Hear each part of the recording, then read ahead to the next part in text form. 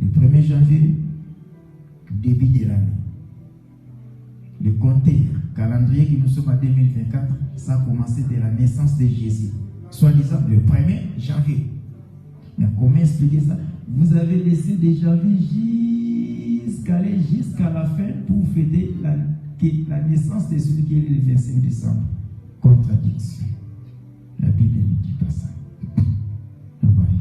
Mais nous fêtons le Dieu qui s'est fait cher est venu au milieu de nous. Regardez ce que ce Dieu-là, il est venu.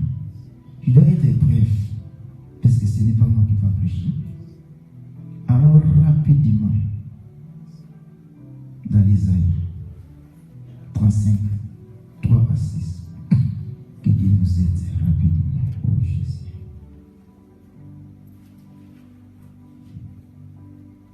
Ésaïe 35, 3 à 6.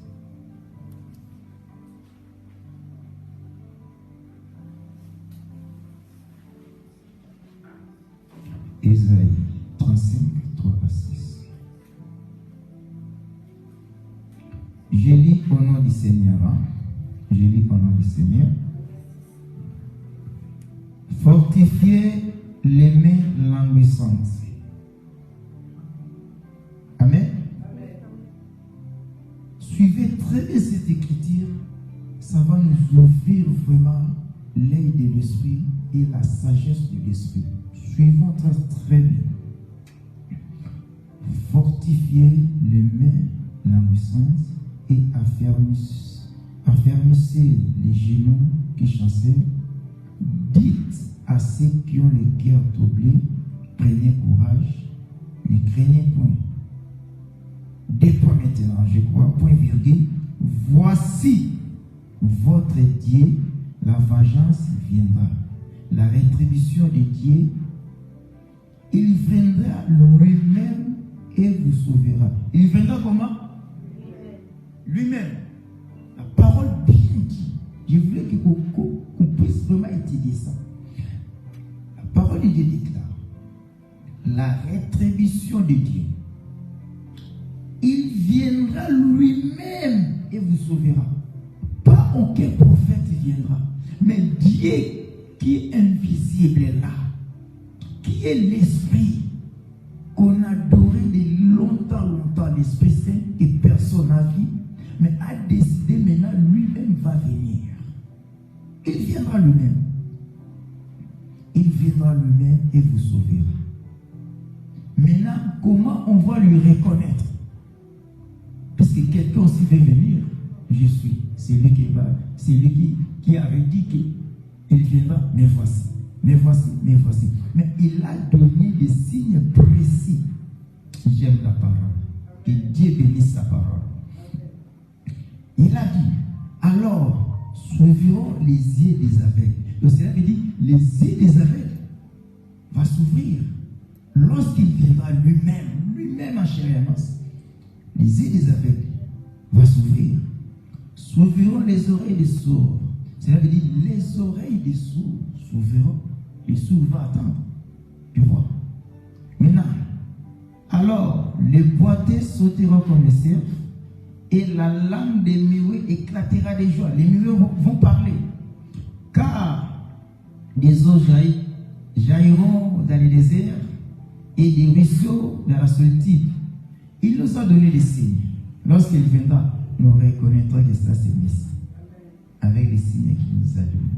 Car il nous a donné aussi des signes pour reconnaître la fin du temps.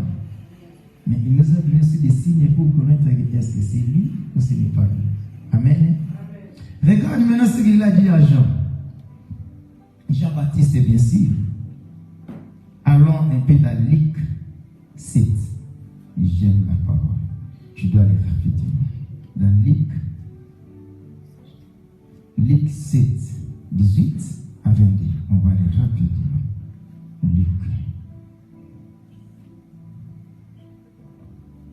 Luc 7, 18 à 22.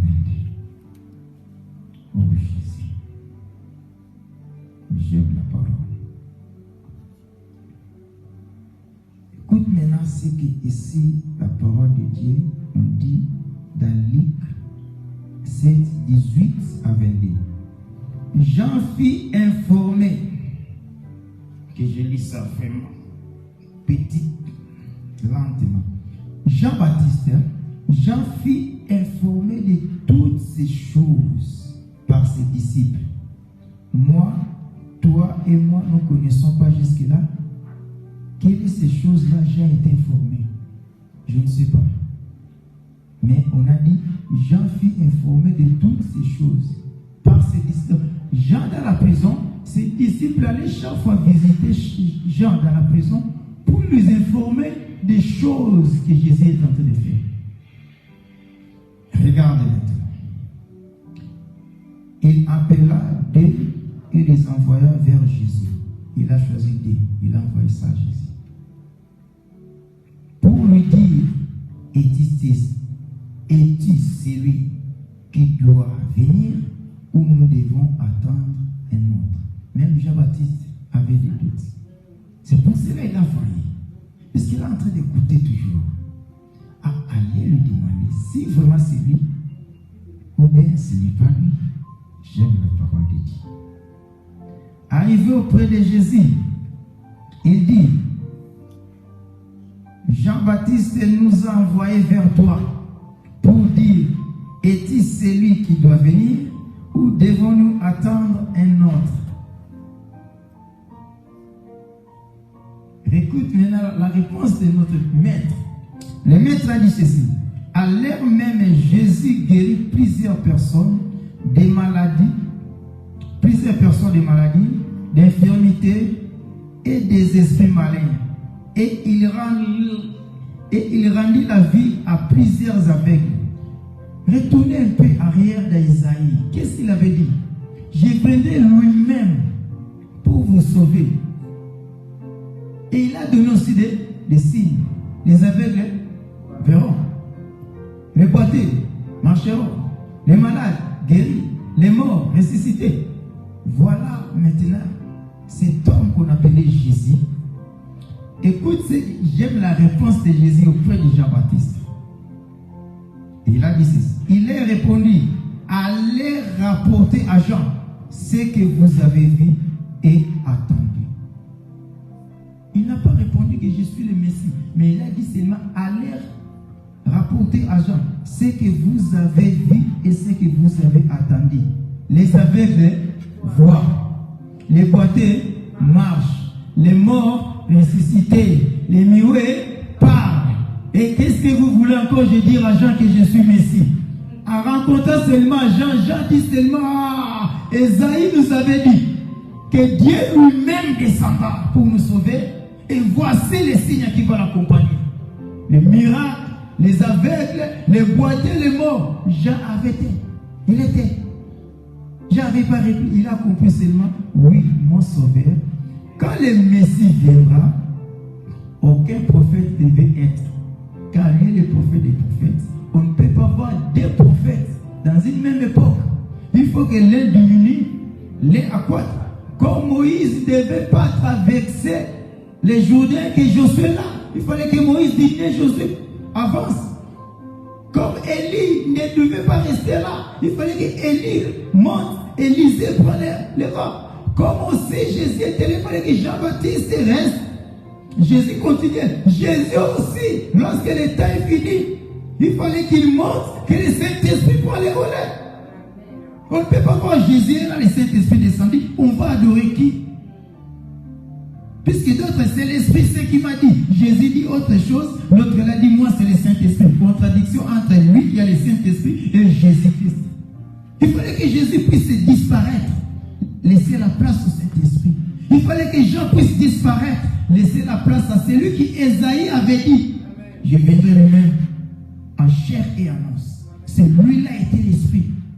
Il s'est fait seulement chair. Il s'est présenté devant nous, marché sur la rue de Jérusalem, sauver les pécheurs. La parole dit aussi, dans l'Apocalypse, il nous a délivrés. Ce Dieu-là nous a délivrés comment? L'Esprit n'a pas la chair. L'Esprit n'a pas du sang. L'Esprit n'a pas d'âme. Pour que ce Dieu-là puisse nous sauver, il fallait qu'il puisse revêtir une chair humaine, le corps humain, porter du sang. Car c'était nécessairement que le sang devait couler. Comme avant la fondation du monde, l'agneau a été déjà immolé. Il faut que ça soit, il faut que ça puisse s'accomplir. Que cet agneau-là, physiquement qu'on puisse le voir, l'agneau est immolé. L'agneau ensanglanté est venu. C'est Dieu lui-même, sur la croix, abandonné par ses propres créatures, pour te sauver, pour me sauver. C'était là une petite exhortation, ce n'est pas un enseignement, prédication. Que Dieu bénisse sa parole. Car nos frères chrétiens, d'autres chrétiens disent, le Père est là, le Fils aussi est là, et limite seulement Jésus-Christ étant que Fils de Dieu. J'accepte étant que Fils de Dieu, puisqu'il a pris seulement le corps. Ma bezawa pinzambala tizota mutu. Ma beni na salaki pala tazota mutu. Botike kaka na berso. Bébé moka kola kate. Asavansa kate. Aninyo sotu boche kaka na berso. Do ma beni kaka pala taki nenzoto. Siko